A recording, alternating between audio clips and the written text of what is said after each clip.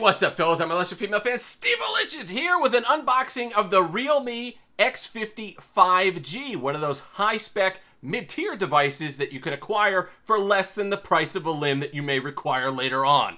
It also might just very well be the cousin of another device that everybody's talking about, the OnePlus Nord. We'll go over all that today on this edition of Steve Alicious Tech.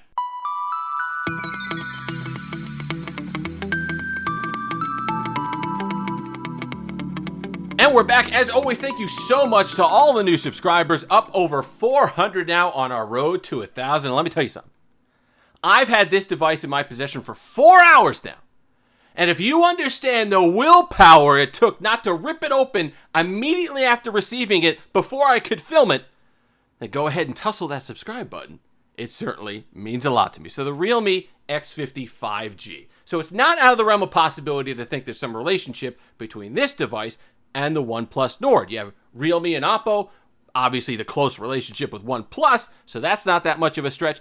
And it's happened before. These high-spec, mid-tier devices, I won't say they're test beds because of their own products themselves, but they've been used in collaboration with some of the bigger makers that we have that release phones in America before. That 108 megapixel monster that was in the S20 Ultra, that was in a Xiaomi phone from the previous fall. And now you have phones like the Vivo X50, really creative with the names, by the way. You have the Vivo X50 that has the new Samsung sensor that might very well be featured in the Note 20 Ultra coming up in a few weeks here. So that's not out of the realm of possibility where there might be some collaboration, maybe some features that are the same, but we'll go ahead and take a look at it. The other thing I wanted to talk about with this particular phone is this is the Chinese ROM version.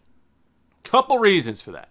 Number one, I couldn't confirm whether the international version had a glass back or not. I'm sure there's people that talked about it and all the rest of it, but the phone, the international version, is a touch lighter and a touch cheaper, and they don't advertise Corning Gorilla Glass 5 on front and back for the international version. So I wanted to go ahead and pick up this one. Plus, I've done it before with Xiaomi phones. I like kind of putting an international ROM on the phone. So that's a fun project for me to do. I understand it's tougher with the Realme devices, but I'm going to go ahead and try it anyway. And for our purposes on the channel, just testing the hardware, since a lot of it's so similar, I don't think it's that big of a deal. So let's talk about these phones in general, because they have a lot to offer for a relatively reasonable price. This one was $400. The international version is £300 if you're over in the UK. And our market, the American market, it's like you're smuggling silk out of China to sell in the Byzantine Empire or something like that with these phones. We're not. It's like you're Commodore Matthew Perry washing up on the shores of Japan trying to open up their market. And it's a ridiculous thing because you go over to the UK for these international versions, you can literally get these phones and a lot of mid-tier beasts just like it on Amazon UK with Prime shipping.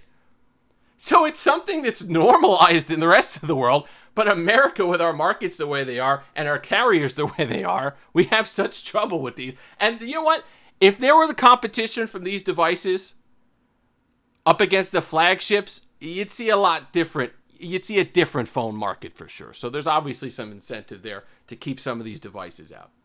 So let's go ahead and unbox the thing because that's what you're all here for. Let's take a look. I'm not going to unbox it proper. I'm not going to flip it over because I don't want my IMEI number, my dual SIM number to be all crazy, but we should be able to get it open here anyway. Oh, that's satisfying. The Redmi 5G X50 and the Realme, Redmi, almost different type of phone. Again, the names. These guys are really, really creative with the names. But so you can see right away, Chinese version. There we go. And the Chinese writing on the side.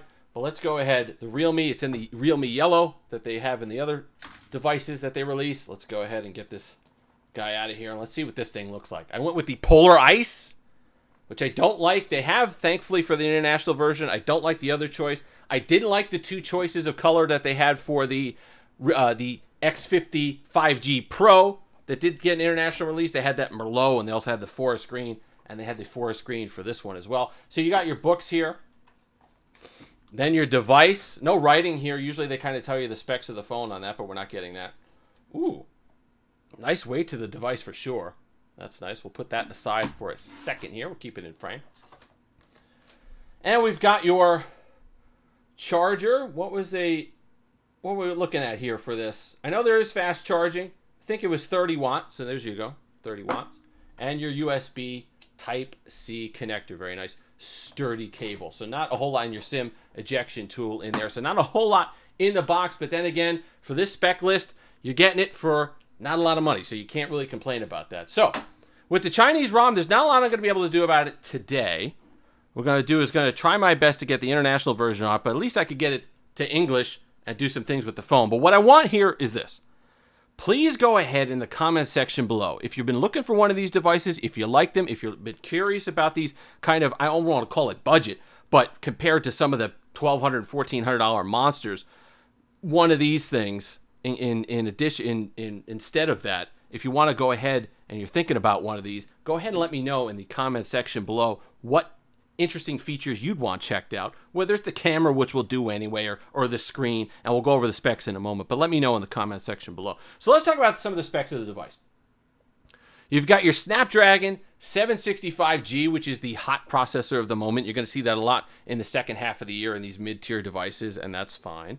You've got a nice OLED display, 1080p, but it does have 120 hertz refresh rate, which is, I mean, I've seen some reports that only in certain sections of the UI menu does it get to 120, but it's usually just 90 hertz, but that's still fluid motion. That's quite nice, so we'll see that. You got your quad camera set up there. We'll be testing that out. Oh, we want to go ahead and blur that out afterwards. We got our IMEI numbers on there as well.